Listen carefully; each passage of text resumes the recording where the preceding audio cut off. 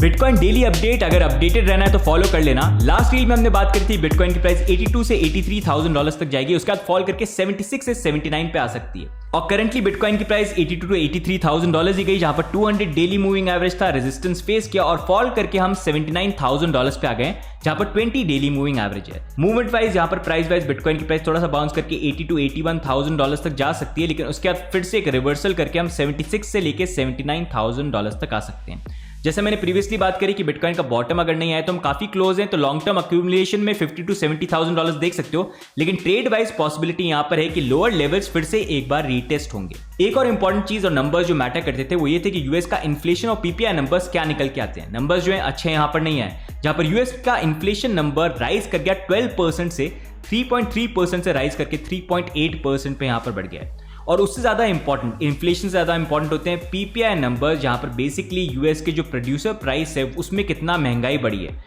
तो यहां पर महंगाई बढ़ गई 6% से, मतलब ऑलमोस्ट 22% का राइज है, जहां पर 4.9 से 6% पे आ गए। तो जब प्रोड्यूसर्स के लिए इन्फ्लेशन यहां पर बढ़ता है तो ये ज्यादा बड़ा होता है, क्योंकि अगर प्रोड्यूसर्स के लिए बढ़ रहा है तो ऑटोमेटिकली ओवरऑल इन्फ्लेशन यूएस का बढ़ेगा। यानी इंपॉर्टेंट इसलिए क्योंकि अगर यूएस को इंटरेस्ट रेट कम करनी है, मतलब मार्केट फ्लरिश करने हैं, तो उसके लिए इन्फ्लेशन कम होना चाहिए, 2% के नीचे होना चाहिए, जो करंट नंबर्स के अकॉर्डिंग इतना सही नहीं लग रहा है। तो नए चेयरमैन जब जून में आएंगे, प्रोबेबिलिटी ये वो भी इंटरेस्ट रेट को करंटली अनचेंज रखेंगे। लेकिन ओवरऑल बिटकॉइन को लेके this is the movement which I expect 80 to 81,000 dollars तक मे बी बाउंस, फिर करेक्शन।